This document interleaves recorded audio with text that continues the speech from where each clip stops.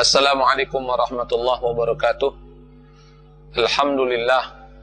Alhamdulillahilladzi arsala rasulahu bil huda wa dinil haqq liyudhhirahu 'ala ad-dini kullih wa kafa billahi syahida. Saudara-saudaraku yang dimuliakan oleh Allah Subhanahu wa taala, alhamdulillah dengan izinnya kita dapat berjumpa kembali pada saat ini.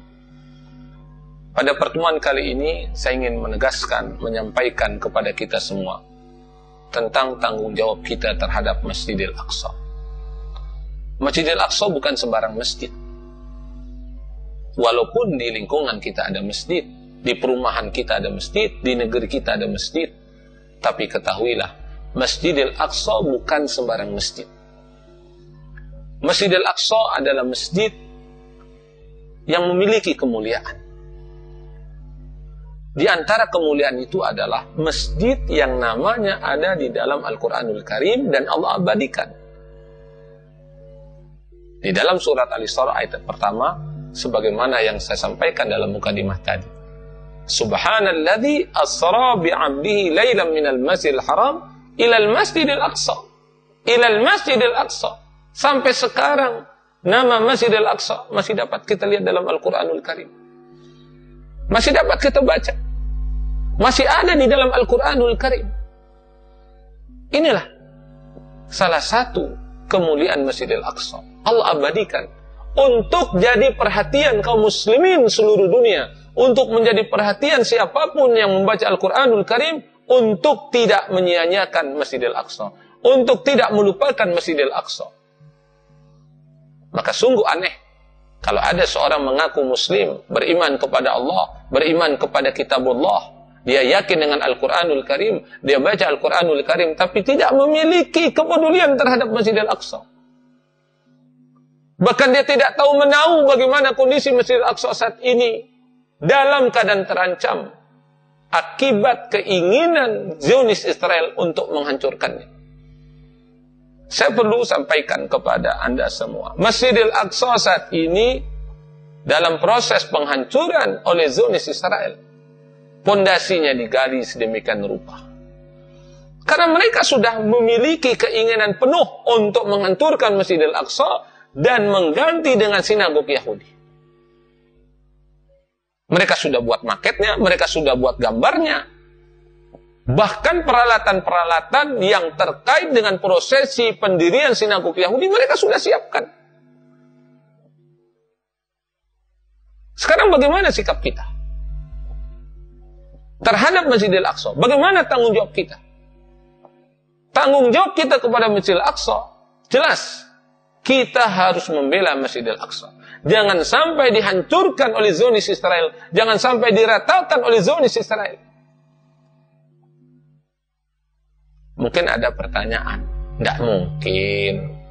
Allah akan membantu, Allah akan menolong. Betul Allah akan membantu, betul Allah akan menolong. Lantas, di mana peran serta kita sebagai umat Nabi Muhammad SAW untuk membela Masjidil Aqsa?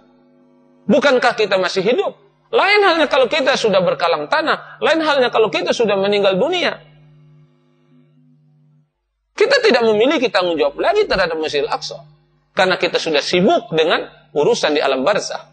Tapi selama kita masih hidup di dunia ini, kemudian kondisi Masjidil Aqsa terancam, kewajiban kaum muslimin untuk membelanya. Dan ingat, 21 Agustus tahun 69, mereka sudah berupaya untuk menghancurkan Masjidil Aqsa dengan cara membakar Masjidil Aqsa. Tahukah Anda, Masjidil Aqsa 21 Agustus dibakar oleh Zionis Israel, sehingga mimbar Salahuddin Al-Ayyubi hangus terbakar. Kayu-kayunya hangus terbakar. Alhamdulillah, rakyat Palestina pada saat itu dengan giginya memadamkan api tersebut.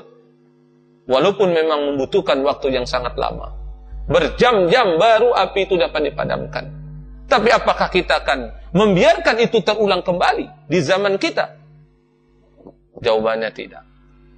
Kita memiliki kewajiban untuk membela Masjidil Aqsa. Karena Masjidil Aqsa memiliki kemuliaan. Bukan saja karena Masjidil Aqsa ada di dalam Al-Quranul Karim Allah abadikan, tapi juga Masjidil Aqsa adalah tempat yang pernah dikunjungi oleh Rasulullah SAW pada saat peristiwa Isra wal Mi'raj. Pada saat peristiwa Isra wal Mi'raj, Rasulullah diperjalankan oleh Allah minal Masjidil Haram ilal Masjidil Aqsa, kemudian ke Sidratul Muntaha.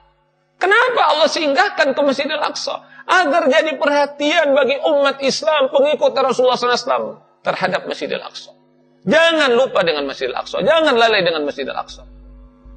Allah itu maha kuasa, Allah maha perkasa. Bagi Allah sangat mudah memperjalankan Rasul dari Makkah Al-Mukarramah ke langit, mudah bagi Allah. Tapi kenapa Allah singgahkan terlebih dahulu di Masjidil Aqsa?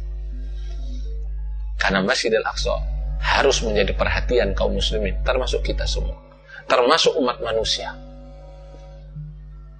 Kemudian sabda Rasulullah SAW yang menjelaskan tentang keutamaan Masjidil Aqsa.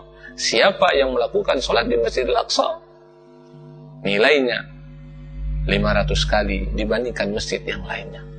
Siapa yang sholat di Masjidil Haram, nilainya 100.000 kali. Siapa yang sholat di Masjid Nabawi, nilainya 1.000 kali dibandingkan masjid yang lainnya. Berarti dari hadis ini, dari penjelasan ini, Masjidil Aqsa bukan sembarang masjid. Dan kewajiban kita untuk membela, menjaga kemuliaan Masjidil Aqsa.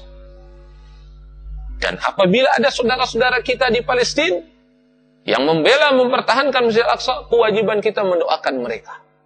Mudah-mudahan Allah memberikan kesabaran kepada mereka, memberikan keteguhan kepada mereka, dan memberikan kemenangan kepada mereka dalam menjaga kemuliaan Masjidil Aqsa. Mereka berada di front terdepan, mereka berada di garda terdepan. Seharusnya kita berada juga di tempat tersebut. Tapi karena satu dan lain hal, kita harus akui jujur kepada Allah.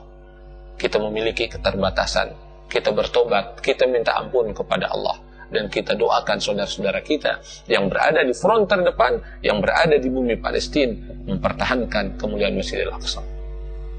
Mudah-mudahan Allah memberikan kesempatan kepada kita semua sebelum meninggal dunia untuk dapat sholat di Masjidil Aqsa sebagaimana Rasulullah SAW sholat di Masjidil Aqsa, sebagaimana Umar bin Khattab sholat di Masjidil Aqsa, sebagaimana Salahuddin Al-Ayyubi melakukan sholat di Masjidil Aqsa. Rabbana taqabbal minna innaka antas sami'ul alim wa tub 'alaina innaka antat tawwabur rahim. Allahumma ansur mujahidin fi Palestin, Allahumma ansur mujahidin fi Palestin, Allahumma ansur mujahidin fi Palestin. Rabbana atina fid dunya hasanah wa fil akhirati hasanah wa qina adzabannar wa adkhilna jannata ma'al abrar ya aziz ya ghafar ya rabbal alamin. Wa sallallahu ala nabiyyina Muhammadin wa ala alihi wa sahbihi ajma'in walhamdulillahi rabbil